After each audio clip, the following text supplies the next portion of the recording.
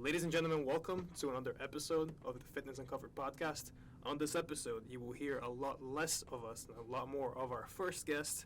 Very proud to announce Dr. John Rusin. We were able to get him on the podcast thanks to Mr. Andres here to my right. He is a doctor physical therapist. Pretty much just chatted with him for an hour, asked him a few questions that we had for him.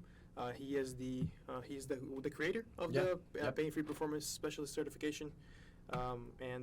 We pretty much explored a bunch of topics in the fields of physical therapy, training, exercise for athletes, exercise for general population, his background in training, his background in physical therapy and in school. And we pretty much discussed all these things. Looking forward to you guys listening to everything that we talked about. Please leave any comments if you're on YouTube, down on the YouTube comments about everything that we spoke about. Do you guys have anything to add? Oh, definitely listen up. This is going to be a great episode.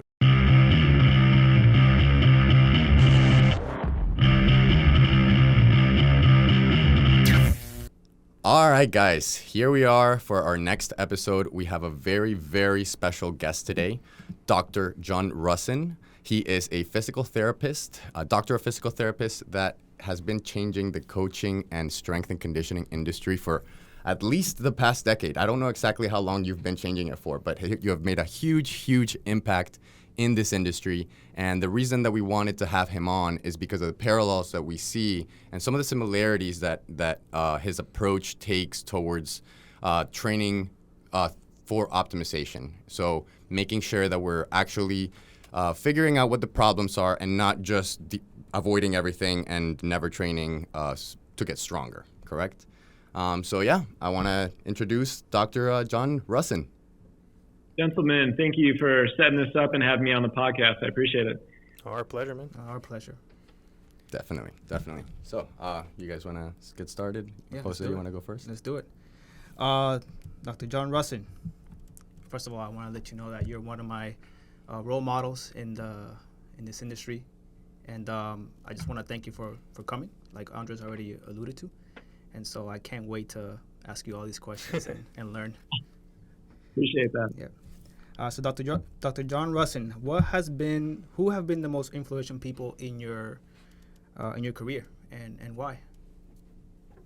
This is an interesting one because I grew up in a household of Dean of Health and Human Services. My mom was Dr. Rusin as well. She worked at the university for over 30 years.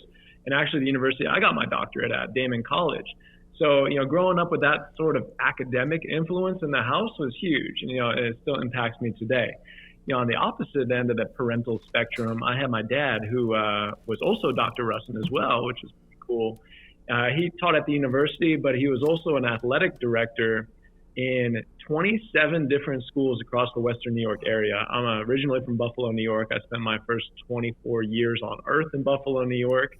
And he was the man in town. He was the guy that was bringing me the basketball court, the football field, the weight room when I was 1 year old. I could barely walk, but I was at these places.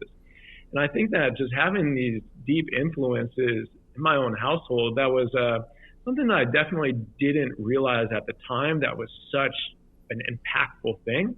But looking back on it today, it's like, man, having two smart, driven people that you get to spend your first 24 years with, that really just set me up for, I think, making a combination of the two of what I do today.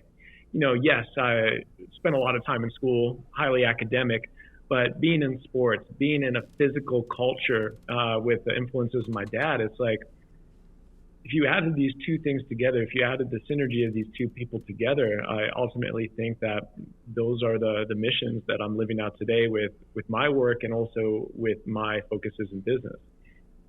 Awesome. This perfect combination. Yeah. It was. You almost felt like a loser. Like, I remember I started my career at University of Buffalo. I was a strength and conditioning assistant, and I loved it. I was making no money, but it didn't matter. I was my hometown team, getting up at 4 a.m., doing the hard sessions. And I remember sitting around because I didn't have any money at the time, so I was still living at home.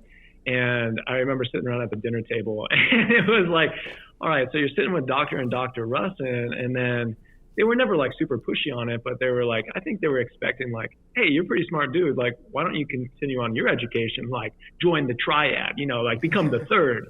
And it was something that I think never was said, but it was almost assumed that, yes, you can take it past coaching in college. You can take it past maybe like a master's level, and you can bring it into something that you can really chase down education, because education was super important in my household. It still is today. It's something that if you ask my mom, and my dad passed about 10 years ago, but if you would have asked him 10 years ago, education is the cornerstone of things, especially when it comes into the health sciences and what we do as strength coaches, personal trainers, therapists. Learning about the human body, that knowledge never goes away, no matter what arena that you work in. Yeah, absolutely. It's definitely a lifelong learning process. Yeah. And I think, obviously that's why we have gotten together, trying to learn from each other, trying to get more connections with people. So this is not a question that I had planned to ask you, but based on what you just said, did you start coaching before you did physical therapy? Yeah, I did. So I coached my first client 16 years ago. It was a junior varsity football running back. And it was a terrible looking session. I can remember it like it was yesterday. It's like we bench pressed like a 14-year-old and like did like a machine circuit with him. And I think like we ran some sprints, and that was the session. I was like, yeah, high five. This was awesome. You don't even know what you don't know at that point in time. Yes. And learning enough, you go to school, but then you also continue to train clients. You continue to train yourself. You continue to train athletes. You read outside of school, and you start to formulate your own systems, your own strategies, and, looking at the things that make others successful. And I think that those 5-6 years that I was training before physical therapy school, it definitely got me hooked on this is what I want to do for my career. Interestingly enough, like I don't say this like as like I'm so proud of this, but having a doctorate in physical therapy, I've never practiced traditional physical therapy a day in my life. And it was a very interesting thing, because many people today, they'll look at like, oh, you're Dr. So-and-so, like you spent so much time in school, you must be doing physical therapy on people. I'm like, no, I spent 3.5 years in graduate school.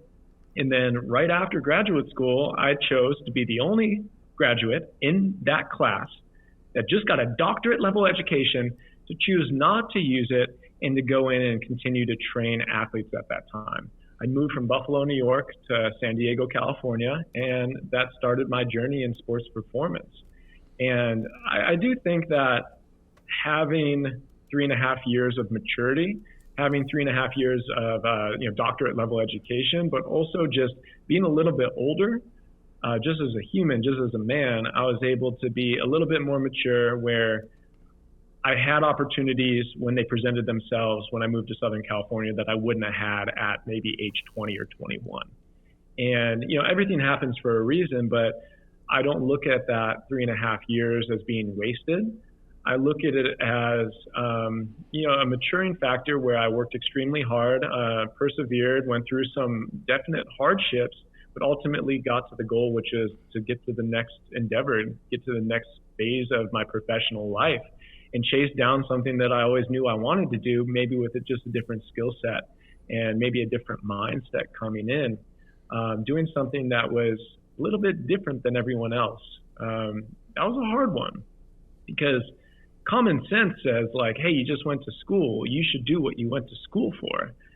My sense said, hey, I just want to train athletes because I love this shit, and I have always loved it, and I will always love it. And making a stupid decision to go out and chase the dream instead of doing the smart thing that would have made me money at the time. Looking back on it, it was a smart decision, but there's many years in there that it was looking pretty dim. I'm not going to lie. I can't say how much I love that answer, and I'll tell you why. I'm currently in the position where a few months ago I graduated as a PTA. And the reason that I went to school for PTA, for the audience, by the way, that's physical therapist assistant. So no, I did not go for the doctorate, but I did see the value in a bunch of my clients and athletes having pain and me not understanding really how to deal with it. I had a corrective exercise certification, and really all that did is confuse me more. when it came to to really helping these people, because I would just, feed these exercises that weren't doing anything. Sometimes we're making the problems worse, and I didn't really understand why. So again, like you said, I do think that the combination of being a coach first and then going to school for physical therapy and really understanding the rehabilitation process is really what made going to school for physical therapy worth it. Because now I'm in the point where I don't think that I'm going to work as a PTA, because I have my coaching business. Now I can really see how much of an impact and influence I can have on a general population as a coach, rather than trying to change the physical therapy field, which I think is a lot harder of a task to do. Now, I do believe in the communication between both fields, and I think that that's why and how you do so great with what you do. But yeah, that was awesome, because I related to that answer very, very much. Yeah. Looking back on the education, I always get asked this question. It's like, what do you do today that you learned in school when you were there? And it's very little about the X's and O's programming. It's very little about the corrective exercises or the therapeutic modalities. My biggest takeaways from chasing down a doctorate level degree had to do more with experiencing things that I would have never been able to experience otherwise. I spent a summer in a clinical setting where I worked in the hospital. I was seeing things in people, and debilitatingly painful people coming out of surgery, having joint replacements, things that opened up my eyes like I've never had before. Because prior to that, I was like, I was just working with athletes. I was training myself. I was around a lot of other people like me. And it got me uncomfortable in different settings and situations where things really started to matter that I never thought about before. Like the way that you communicate with somebody, the way that you smile at them and make eye contact and make them feel good, even when they're at the shittiest day of their life. Being in that hospital was a tough 3.5 months during that clinical, but I'll never forget that. I had other opportunities to work with people that had developmental disabilities, had neurological congenital diseases. And these people, their lifestyles, what they were able to do, the way that they were persevering, and also why they were doing what they were doing was extraordinarily intriguing to me. But just connecting with these people from all different sorts of backgrounds and different challenges that they've had in their lives really put things into perspective for me.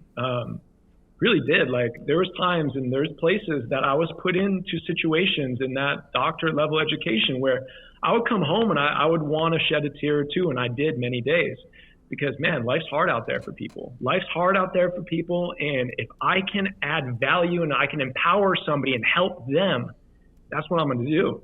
That always stick with me, man. Like that stuck with me. And I actually did my dissertation. Nobody actually knows this. I don't know if I've even talked about this before, but I did my doctoral dissertation not on like ACL repairs, not on sports performance or like plyometric jump metrics, but I did it on perceived quality of life metrics. Wow. With patients that were receiving topical wound oxygen therapy for diabetic foot ulcerations. So this is the most unsexy thing of all time.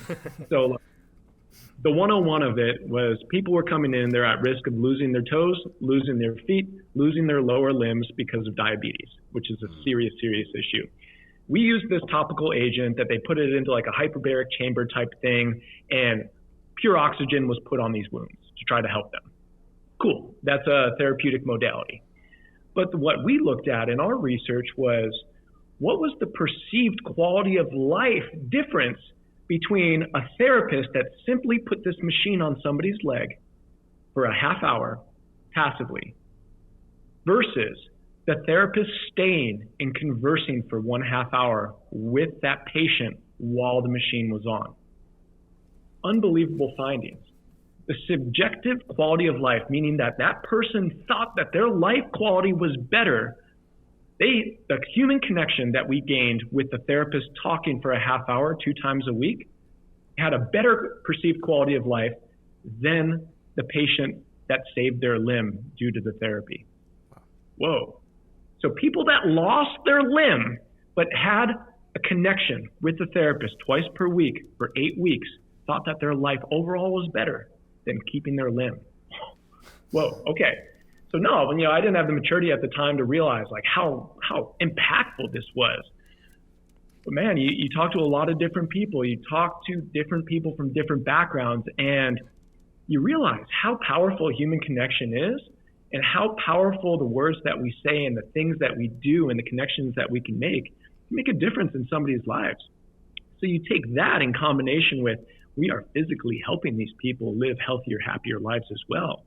And we have a dynamic combo as coaches, as trainers, as therapists to really do some good in the world where, there's a lot of negativity swirling. And, I think back on those things almost every single day. It's like, man, it's the opportunity of a lifetime to be able to have the privilege to work with somebody and help improve their lives. Because if we can help one person, they can help more people, and we can start making a dent in the shitstorm that we're currently in with our health epidemic across the country and across the world. Well, that is really that's what it's all about. Yeah, that's what it's all about. That's the reason I think we all got into the field, right? Right, to help as many people as Oh, yeah. possible and really help, because I think that there's also like a lot of who's right and who's wrong out there. And, at the end of the day, like how many people are you helping, I think is really what's important. Yeah, that's a good point. There is a lot of like internal debate in our industry today. It's 5 by 5 versus 3. It's like, really, who gives a shit? My son, he's super into basketball, so we watch every basketball documentary known to man. I think we've seen them all at this point. And last week, the Redeem Team came out on Netflix. So it was, the Olympics from 2008, Kobe coming in, saving the day. And there's this scene where Coach K has some Army battalion leaders come in and talk to the team. And this is a couple weeks out of the Olympics. And he was talking about selfless service. And selfless service is when you put the needs of others in front of yourself. And I paused, and, I'm talking to a 7-year-old right now, so he doesn't really get it. But I made a point to be like, yeah, this is what it's all about, man. You help other people, because not only does that help them, but it also helps you, especially when you care about other people deeply. And I said it for me, but I wanted him to hear it as well. But it's been resonating with me the last, week or so since I've seen that. And really, that's what the profession of personal training is all about. Our success is found in the success of our clients, in the success of our athletes, our patients. Without their success, we can ultimately never become successful. But if we can both find success, that's where we have this synergy that's created. And this team mentality, getting back to that documentary, the team mentality needs to be stronger in the fitness space, because we just got out of the last 3 years saying that our profession doesn't matter, that being strong, being healthy, having a healthy body weight, being able to be pain-free, that these aren't necessarily things that we're super interested in as a society and as a culture of ways to improve our lives. And that was personally offensive to me. Like, when I heard that and I saw the inaction being taken across our country and across the world in terms of preventative health metrics, took that personally, and it will continue to be in the front of my mind with every client and every course that I teach, because we know today that what we do as a profession matters. We are not only creating healthier, happy people in the world, but we are the front lines of healthcare. We're the ones that, if we are going to make a change, it's going to start with us, because of all the different advantages that we have between the time that we have with our clients, doing hard things together and persevering, but also having longevity with something that we're teaching. It's not just going to the physician for 5 minutes. It's not just seeing a physical therapist for 15 minutes, a couple days a week for 2 weeks. It's about having the length and longevity and the long-term effects of the clients in front of us. We can see their lives transform in front of our lives, or in front of our eyes, and we can have a role in that. Man, you can't tell me that that doesn't matter, because we all know that it does matter. And this is the thing that's missing in today's society, is that we need to be valuing things that may be not easy. They quite often will be hard, but they'll be worth it when we get resonated with it. They'll be worth it when we are able to habituate a lifestyle, when we're able to hit automatic on the way that we're living, because that's how we change the game. Absolutely. Absolutely. Compounding those habits. Absolutely. Yeah. Awesome. My turn? Yes, sir.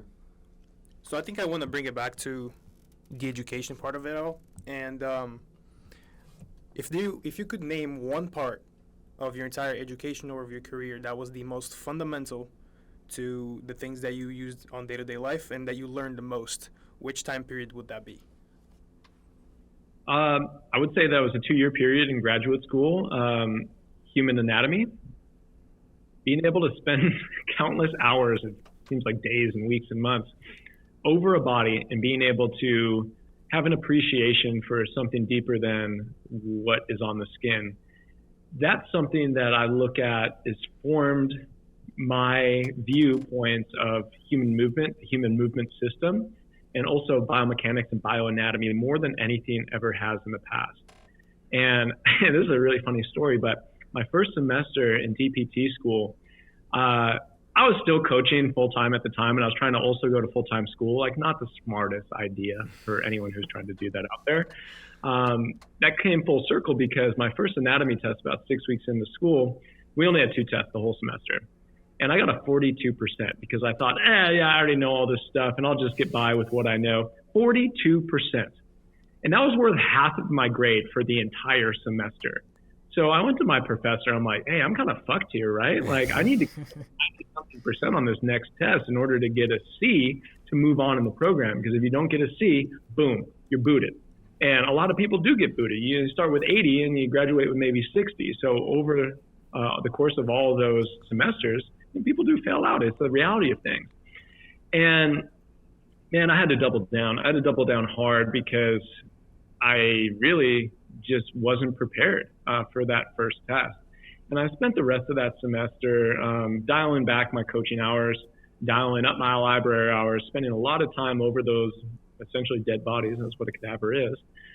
And I had a greater appreciation for the bioanatomy of the human body, but also it just was very fascinating to me once I was forced upon spending the time there that, you know, this is the way that we move. This is the central focal point of the body. Like, how are you supposed to be a master of sports science and training if you don't know every aspect of this human body? And, you know, that's a little bit elitist to say because many people don't have the opportunities to be able to sit in a class like that.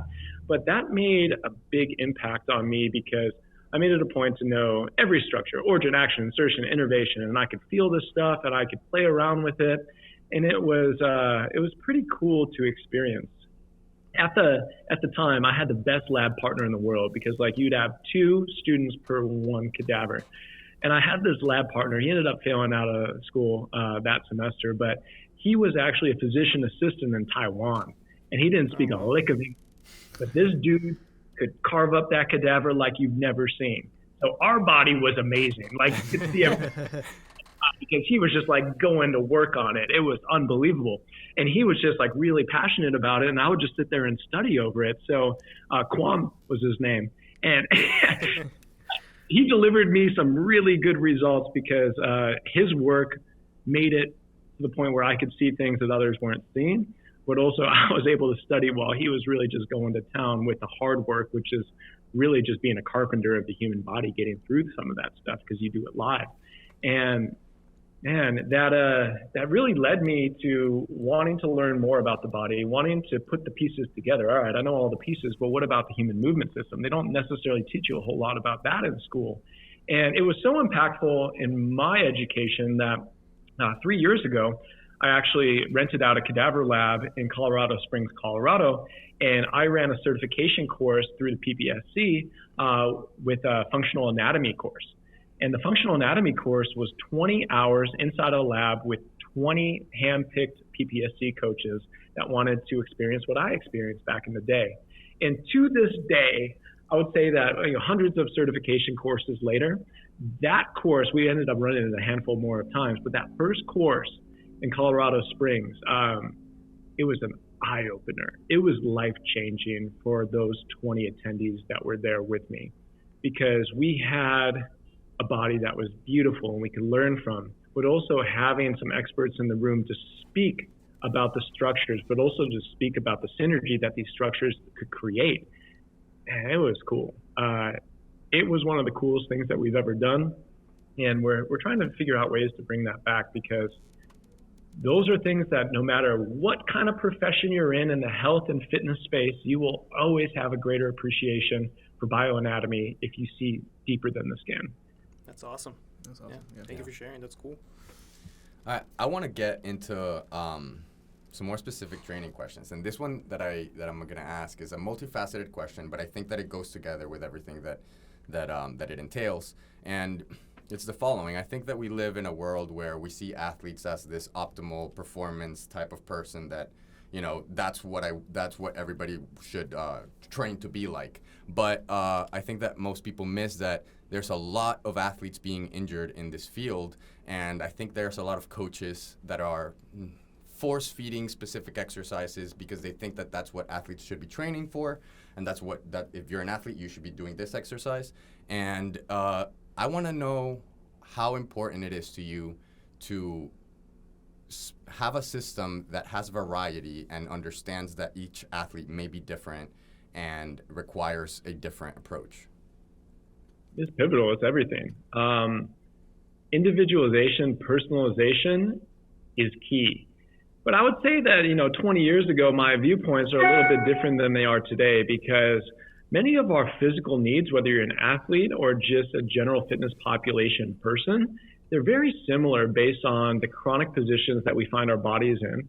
We're spending the vast majority of our days locked into screens, locked into digital technologies, and sedentary positions. So I would say that in the last decade, my training has evolved to become more similar and more simple between athlete and general fitness client than ever before, because our needs continue to be very humanistic in 2022, as opposed to sports specific. Those are two different things. I spent my first 7-8 years of my professional career working with professional athletes and Olympic athletes. I lived in Beijing and worked for the Chinese Olympic Committee for longer than I'd like to admit to. And that was some high-end work, but it was also some grueling work for many different reasons. But I knew that I was personally done, mentally checked out in sports performance, when I was unwilling to put performance in front of my athlete's health. I knew that there were certain things that we were doing that may have got them a fraction of a percent better at their given sport or their given competition. But it was going to line up for some bad shit later on in their lives. And when you're over in China, there are 6 people at Olympic Village that spoke English, and I was one of them. Tens of thousands of other people all speak in Chinese. So you have a lot of self-reflection, because nobody wants to talk to you because it's just a struggle every single conversation. So you have a lot of self-reflection on where you are, what you're doing, what you plan on doing, what's the purpose, and where do you want to go? Where do you see this taking you? And at that point in time, I had a judo athlete, a female judo athlete, heavier weight, and she had a very, very severe risk factor in her cervical spine. She had a C1, C2 unstable fracture. And this was diagnosed as a once-in-a-lifetime type diagnosis that you make real time, on the mat, on the spot, called a clunk test. Clunk test is whoa, this person needs to go to the hospital right now because they're at risk of having their vertebral artery severed by the joint itself. It's time to fucking go to the hospital because this lady's life is at risk.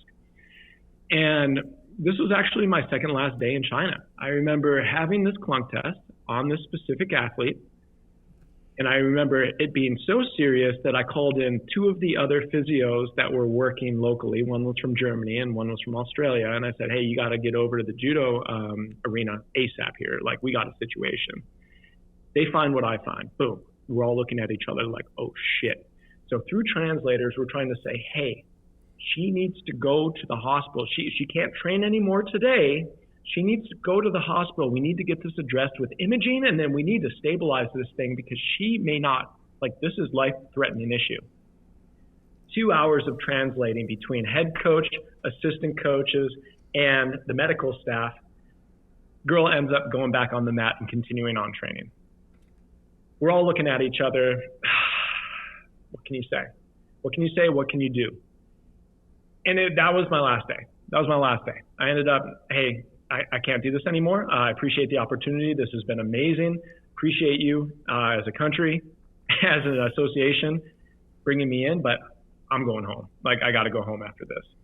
And I sat on that for months. I sat on that and thought, oof, if this is what it takes to go win a gold medal, if this is what it takes to, get a fraction of a percent better so you can go on the field on NFL Sundays, I'm just not willing to do that to another human. And that was a turning point in my career because I needed to transition. I needed to transition into something that I believed in, like that was really like burning in my heart. Like, I needed to do something that mattered. And my time was very awesome working in high performance athletics, and it shaped a lot of the things that we do today. But I knew that that wasn't going to be for me any longer. And that was the transition into maybe the reason I'm on this podcast today. You guys know my name is because I started working with general fitness population, working with some barbell sport athletes, not professionals, but they're into bodybuilding and powerlifting and strongman, CrossFit, stuff like that. And then really starting to produce content, writing articles, being able to have a website, being able to express the systems and the methods that I'd been using for close to a decade at that point, and doing it out of pure necessity. At that point, had nothing. I came back from China, I was jobless, sitting around like, hey, how the hell am I supposed to provide for anyone at this point? I had a 1-year-old son at the time. Like, man, shit was stressful for sure.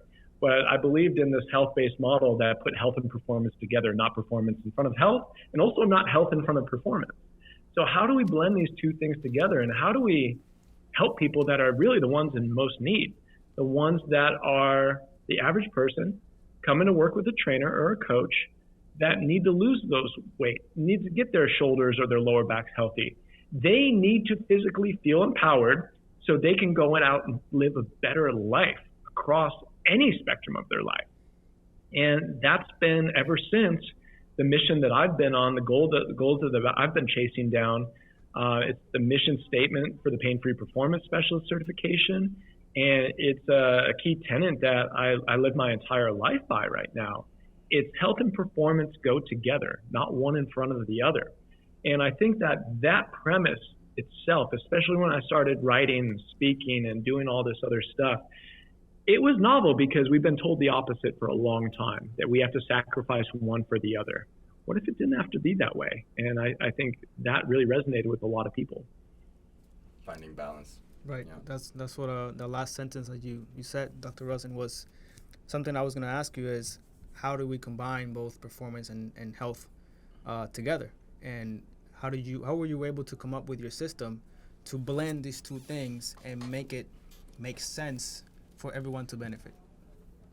I think from a moral compass, I've been doing it my entire career. I believed in health. Sitting around physical therapy school for a long enough time, having the influences that we went over in my own household for the first 24 years of my life, I think that subconsciously, I'd always been programming and managing my athletes like that. And at the end of the day, when you are working with somebody that per year is worth more than you'll ever make in your entire working career, you need to make sure that you keep a couple things in the forefront of your mind. 1, you do not hurt them in the gym. 2, you set them up so they probably won't get hurt outside of the gym. 3, they don't have body composition issues, aka they don't get fat in the off season. And 4, you make sure that their lifestyle's on point so they don't end up behind bars and arrested. That's the job as a coach in the off season in professional sports. Mm-hmm. I took it one step further, and I really wanted to try to take those first 2, don't get hurt in the gym, and hopefully mitigate the risk of injuries outside of the gym. Why can't we take those principles, which I knew that was the bread and butter of what I was doing, and why can't we push that into everybody? Why should we be treating a 62-year-old grandmother who has a total hip replacement on the left and a total knee on the right better or worse than Drew Brees, making $37 million winning a Super Bowl championship? why can't we have smart, scalable systems that can feed both of these different types of client avatars together in such a way that does not risk health or performance, vice versa? And realizing that I'd been doing that for a while, it was a little bit easier to take the systems that I've been running that I knew like the back of my hand, the methods that I've been running for 10 years at that point at a high level, and just communicating them with people. And I started writing and really writing articles, a shit ton of them, starting in 2014. 2014 to 2015, I had a lot to say, I had a lot to write, and I had a lot to communicate based on my personal experiences and then my educational experiences as well. And I think that just took flight because ultimately, I don't know anyone that wants to feel like shit on a daily basis. I don't care who you are. Nobody wants to wake up and feel like shit. Nobody wants to be hurt. Nobody wants to deal with body composition issues that are predisposing them to health issues down the line. People don't want this stuff. I don't care who you are. So how do we get that in front, but also feel like, you're badass. You're still training hard. You're still getting stronger. You're still doing the things that you love to do, but you're doing them in such a way that you can sustain them. That was the big question. Awesome. Perfect. Yeah, that's perfect. Yeah. So how hard was that transition actually going from a more performance standpoint with professional athletes to working more with the gym population? How hard was that transition? What were the things that you had to adapt with yourself and your system? The actual work itself was very easy. People resonated with the models. The models worked. They produced results for my clients no matter who they were. So that aspect was easy. Business aspect was a totally different ballgame. I would say that was one of the hardest things that I've ever done in my life. Depending on the salary that I was getting paid, going to, hey, I moved to Madison, Wisconsin. There's no pro sports here, so there's no backup plan. I had no network. I knew nobody in town. And I had to start from square one with basically a lot of life responsibilities and very little means and income. And that was one of the hardest things that I've ever done, is essentially starting over. You talk about being in the same profession, but in two totally different spectrums of it. It was essentially starting my career over again. And, I was working hard. I was trying to do what I could do. But also, there was times and places where I couldn't make ends meet. I couldn't do it. I ended up in 2016 taking a professional contract in Australia, essentially just to pay for my son, my wife at the time, just to have them be okay and be, a responsible man of the house of being able to take care of your loved ones. And, there's different trials and there's different challenges, but ultimately things started to, when I came back from Australia, got just enough to get by and set us up for a couple months. And then when I got back from Australia, I was like, man, shit's going to get real. And that's when things really started more to take off. I had a little bit more notoriety happening with some of the content, some of the curriculum. And then one of the biggest opportunities in my career happened when I got the opportunity to, for the first time, go out and speak about what I was writing about. And that was crazy to me. That was crazy to me. So end of 2016, I got approached by a gym owner. I had been doing my programs and like the content and reading like a fiend. Hey, will you come in and run a 1-day course for my coaches? I got 10 coaches, Seattle, Washington. I'll fly you in, pay you this. Oh, okay. You'll pay me to do this? Cool. So I go and do it. And that was my first speaking engagement. And that was end of 2016 into 2017. And from there, I think I found an opportunity. I was like, oh, I can actually speak pretty well. I can communicate these complex systems into smart, scalable strategies for people. And that was the beginning of what is now the 2-day certification course. That's the fastest growing course in the fitness industry. And I look at that as an opportunity, as being prepared for the opportunity, but also thank God that happened, because I don't know what I would have done if I didn't have the opportunity to really just hit the trampoline and then come back off and be flown into the air, because things were moving pretty slow at that point. But I think that the big misconception out there is that you look at some of these today some of these successful people, and you're like, oh, it just must have been easy, must have been an easy transition into all these different aspects, must have always been on top and doing cool shit. Not at all. And things happen slowly. Even if you're doing good things, you're creating results, you're building relationships, good things happen rarely, but they also happen rarely fast. And being prepared for opportunities and being able to deliver and over-deliver and consistently work as hard as you possibly can in order to create more opportunities for yourself, you got to be ready for that. But that was the start of something special. And I think from there on out, everything really took off. Awesome. I like that. Yep. My next question, going back to the rehabilitation, and I kind of want to blend two topics together of coaching and rehabilitation and physical therapy. I want to ask you, how important do you think, or rather than important, how much value do you think would be built if physical therapists were to understand strength and conditioning a little bit more, and vice versa, strength and conditioning coaches were to understand rehabilitation concepts a little bit better? And to add to that just a little bit more, how important do you think it is to communicate between those two practices? It's utopia, right? Utopia is that we have this client-centric approach, this client-centric system, where we take allied healthcare and fitness professionals from all different spectrums, and we put them on the same team where we can communicate peer-to-peer, and we can put the client's best interest in mind as our priority. That's not today. I wish it was, but it's really not. As romantic as it is to think that, a physical therapist, if they're versed in strength and conditioning, that would be awesome. And if a strength coach was versed in all aspects of physical therapy, that would be awesome. We have to remember that in order to be a world-class physical therapist, 10,000 hour rule times 3 is probably at hand. You're going to be slaving away in that clinic. You're going to be knowing the research in your specific niche, but you're also going to be knowing that you are specializing in taking care of clients and patients who are currently dealing with clinical level pain issues. Okay. On the opposite end, it's going to take equally as the amount of time to be a world-class coach. I always ask, you can't be world-class at two things.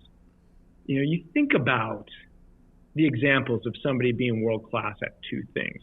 I can think about athletics. There's 2 or 3 guys in world history that have ever played baseball and football at a professional level simultaneously. Was that Bo Jackson, Deion Sanders, and I don't know anyone else. So there's 2 people out of millions of people ever to do that. So what makes us think that, a physical therapist, just because you take a certain certification course, is going to be a strength coach? No, you're not. But to get to the second part of your question, do you need to have an appreciation for what your allies do? Hell yes. Do you need open lines of communication and a client-centric approach? You better. And if you plan on running a successful business, your best referral source is going to be the opposite end of that client-centric spectrum.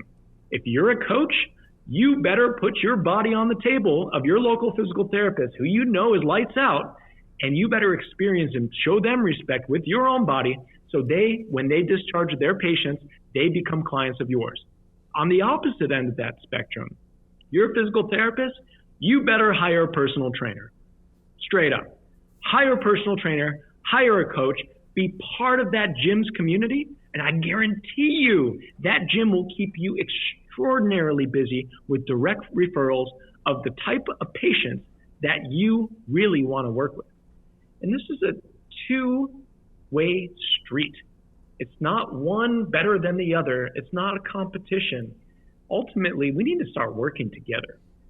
When you look at the deepest principles of these two professions, we're teaching movement and we're managing pain.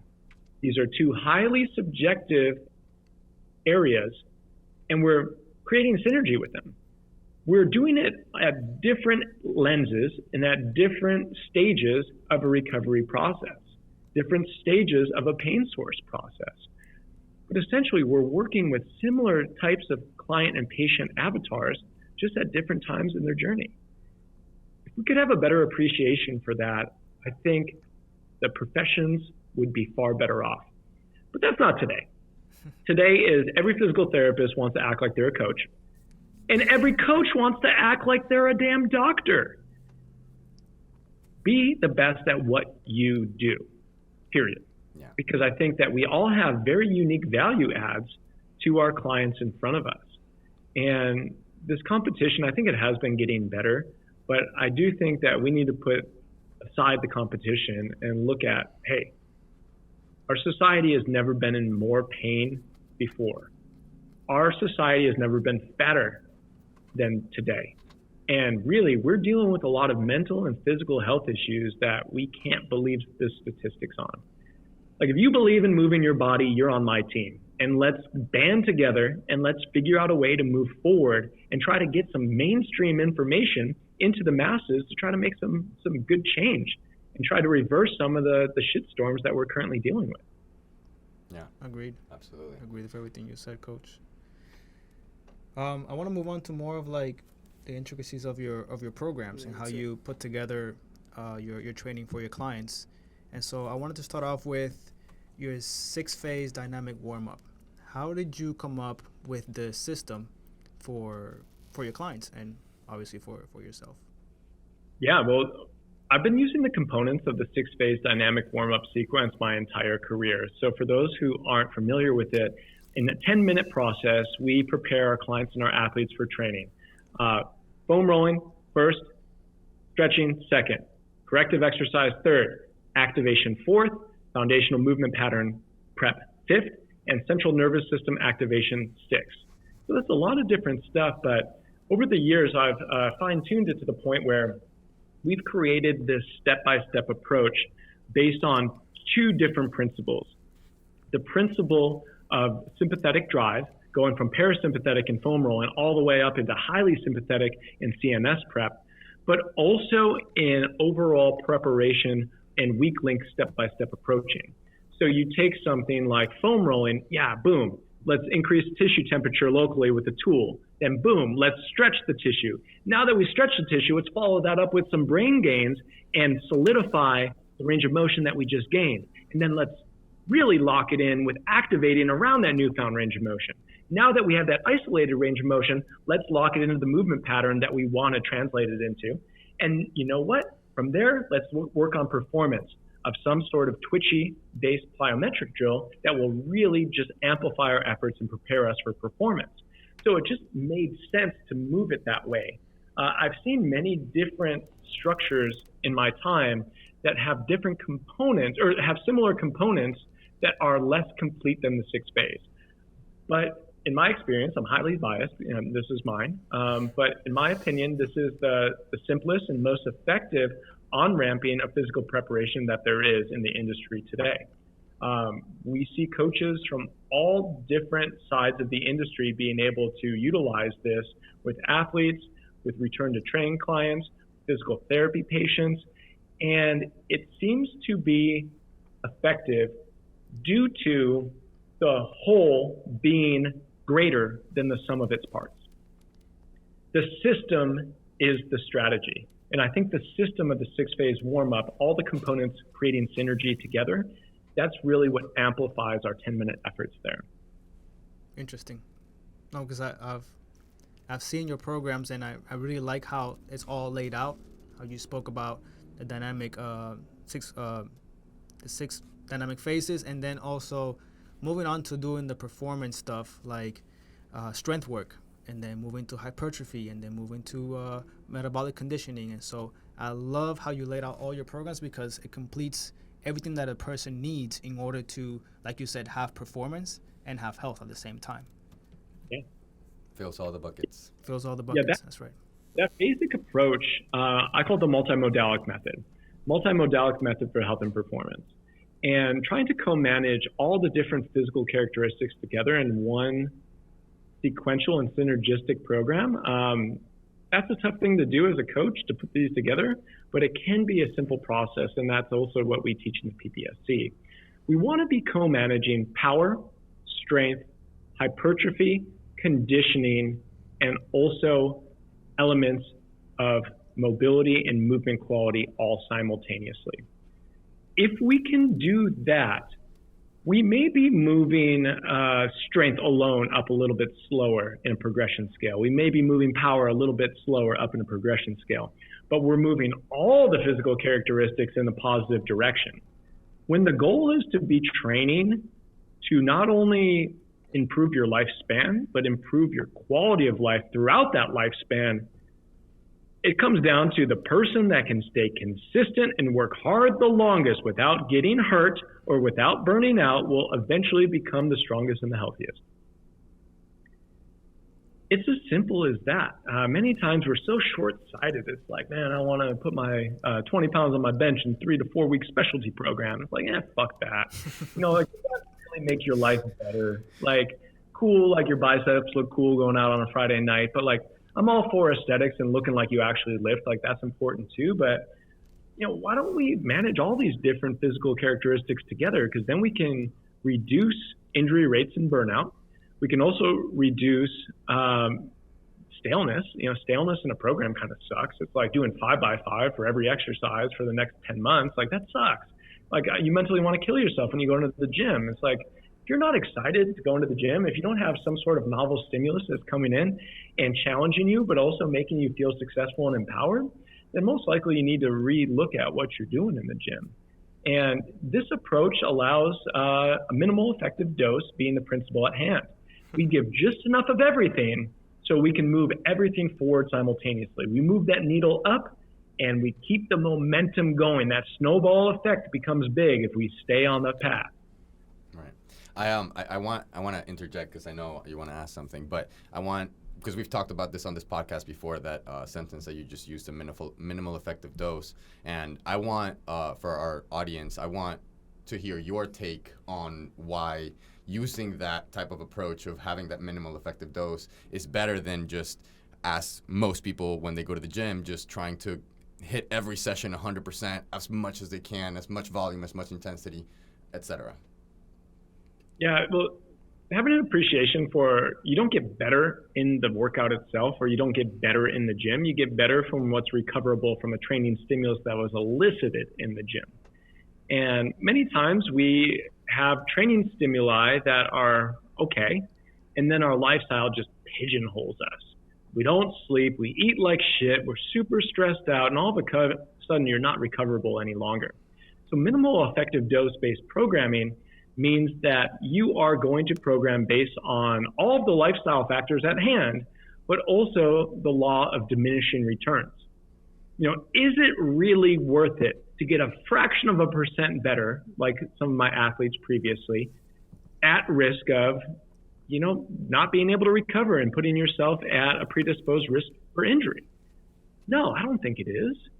And people need to be able to have an appreciation for not feeling like they need to absolutely kill themselves in every aspect of a workout. I am a huge believer in training to your max potential, going as hard as possible, going as heavy as possible, but you don't do that every exercise. You don't do that for 60 or 70 minutes straight. You pick and choose where you train these different physical disciplines, and this is where the multimodal training method comes in. Going max effort on a power movement for speed is totally different stimulus than going max effort for a strength movement that's going to be heavy loading and moving at slow speed.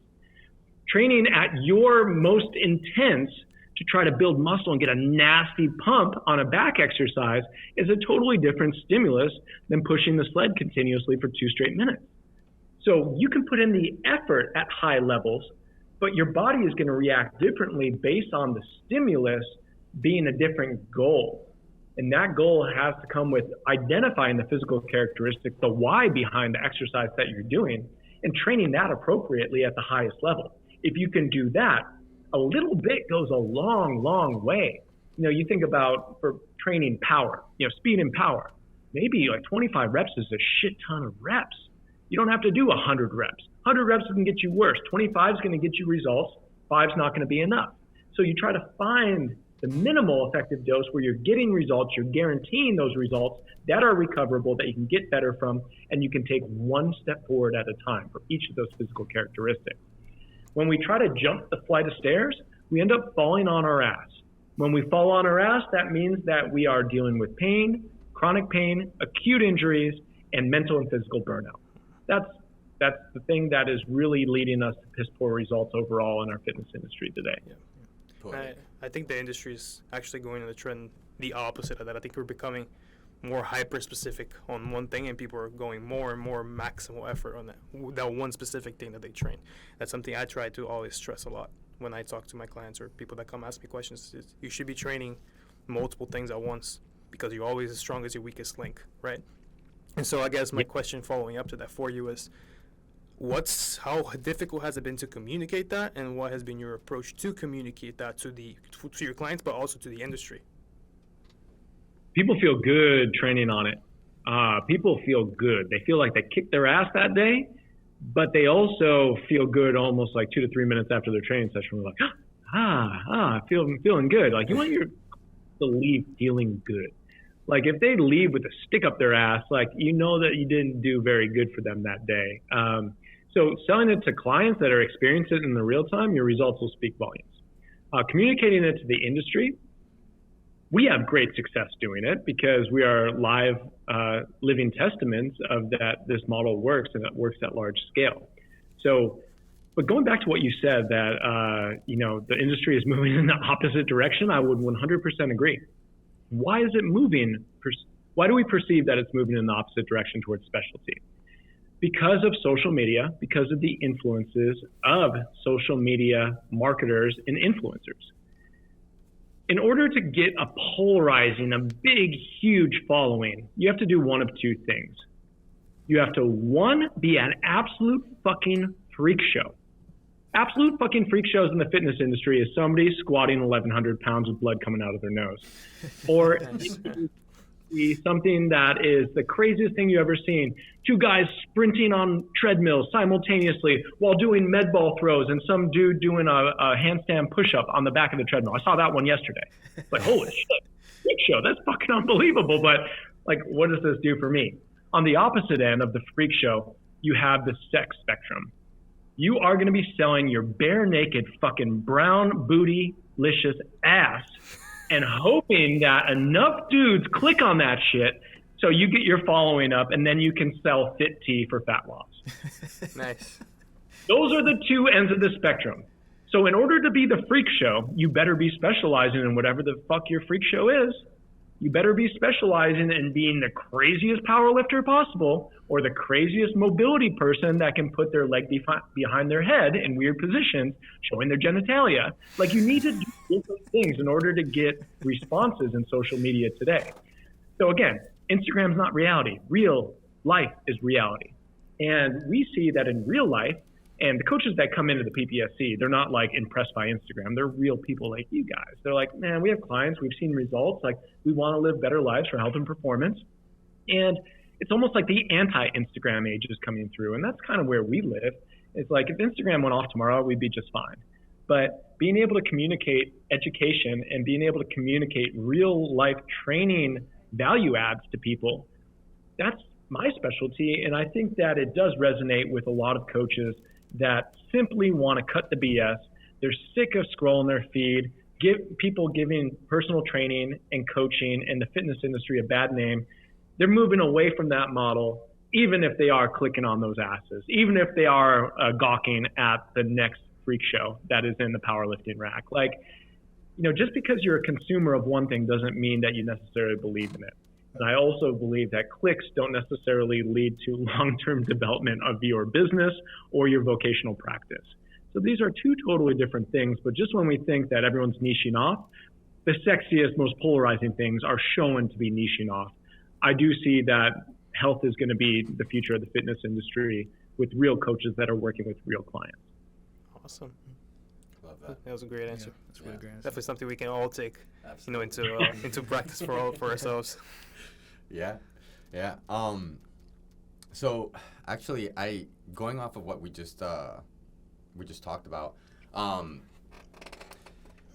with the communication piece, when you're communicating to a client, especially like a client, and kind of what Nick was just saying, but I feel like I run into an issue where there's certain clients that just come in and they just want to do one thing.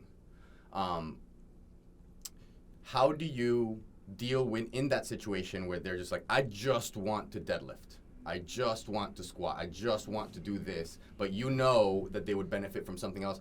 Do you meet them in the middle and then try to push a little bit more as you work with them, or kind of what's your approach, client to coach in person, in that first meeting when you have those issues? Yeah, this is going to be a few and far between client that's like, yo, I just want to deadlift. Mm-hmm. But this is an interesting question because I spent a number of years in my career, especially transitioning into general fitness, being the problem solver for people's plateaus or people's injury points. So getting back started in Madison, Wisconsin, I used a consulting model. So I wasn't necessarily like personal training people 5 days a week on my programs. People are driving in from all over the country and flying in from all over the country to come in see me. We'd do an assessment, then we'd look at their programming, and then we'd hone in on one single thing.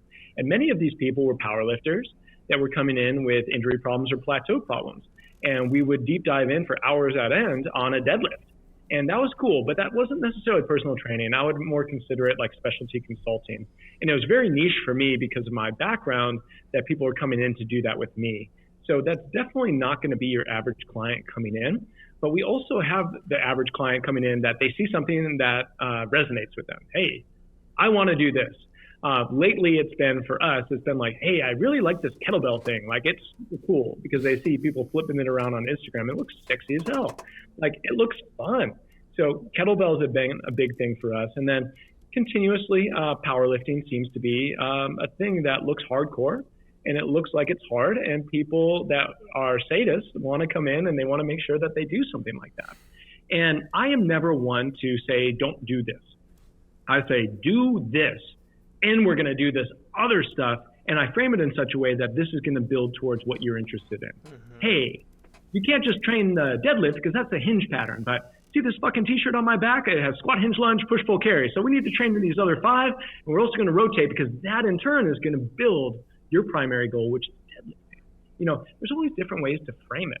And I think that just getting more of a relationship that resonates with specific clients' personality types, you can speak directly to it in such a way that they know they're not just going to go in and deadlift. Like, that doesn't make any sense. And they just need enough time. They need to be comfortable enough with you to open themselves up and be a little bit more vulnerable to, yeah, I know I need to do this stuff, and you're the guy, and that's why I hired you. So, staying on the topic of exercises, what are your top 5 exercises for strength and longevity, and why?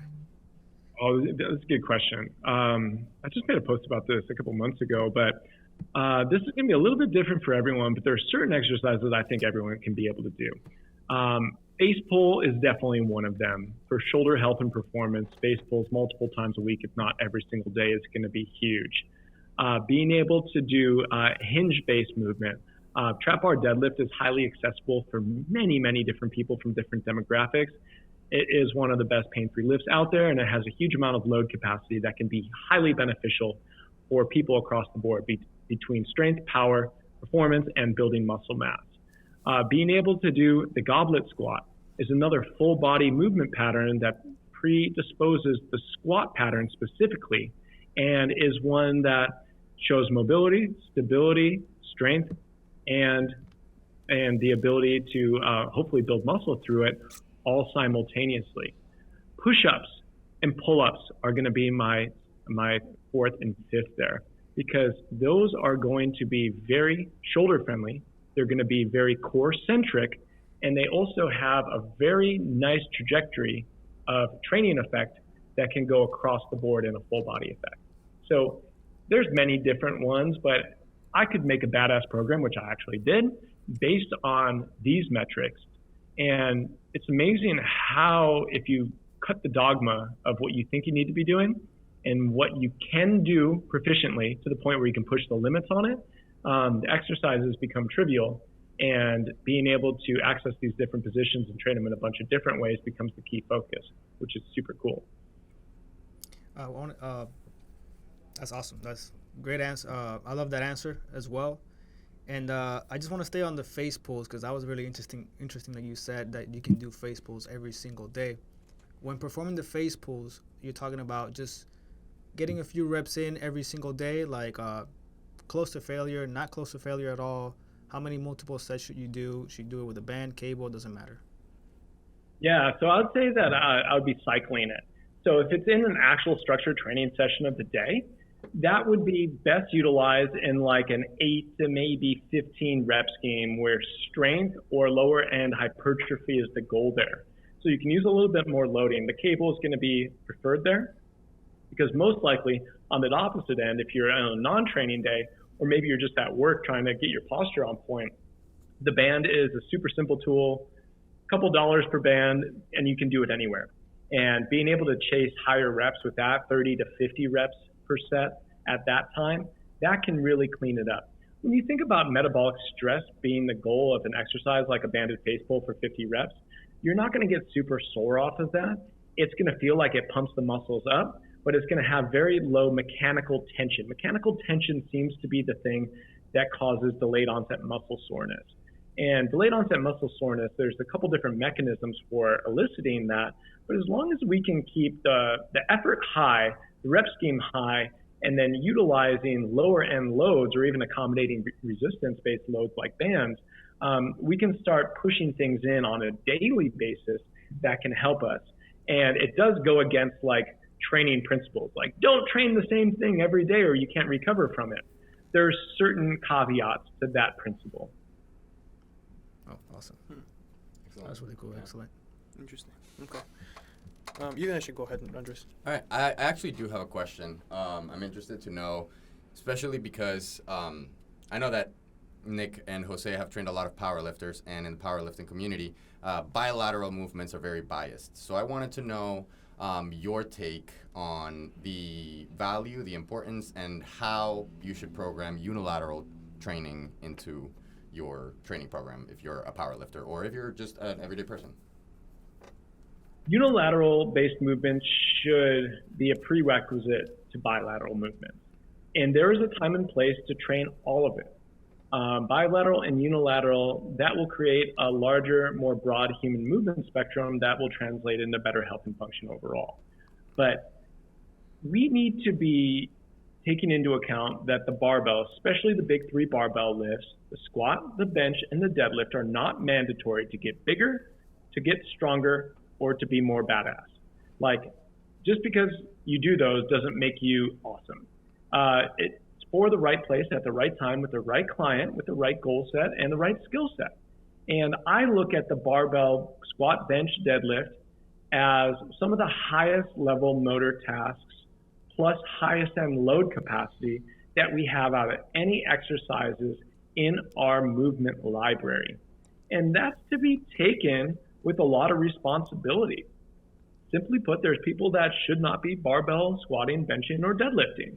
And there's other people that just simply need to take another couple steps up their human movement repertoire and progress to earn the right to be able to do these proficiently, but also do these with a positive return on your training investment. So bilateral movements they're the dogma, they're the dogma of the original base exercises that people have been doing for over 100 years. When somebody does something for over 100 years, there is going to be emotional relationships to them doing these things.